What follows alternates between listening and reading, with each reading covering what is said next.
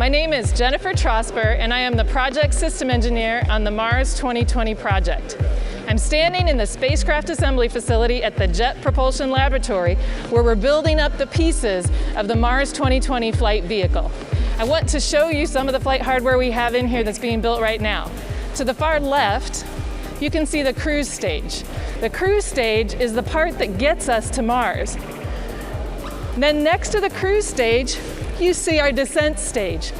The descent stage does our powered descent when we're landing on Mars. It is inside of something we call the aeroshell, which you can see over here.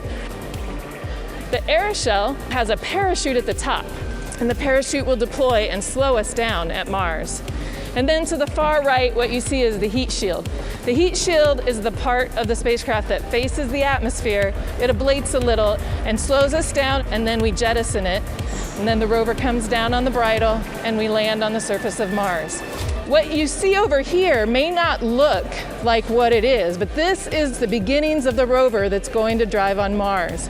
It has the electronics on the inside, but we don't have the wheels on, we don't have the mobility system on, we don't have the belly pan on. All those things are coming in, and over the next several months, we're going to finish the rover.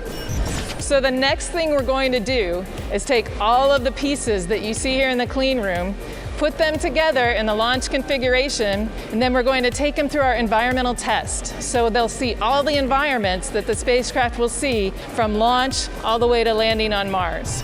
And we are on track for a July 2020 launch.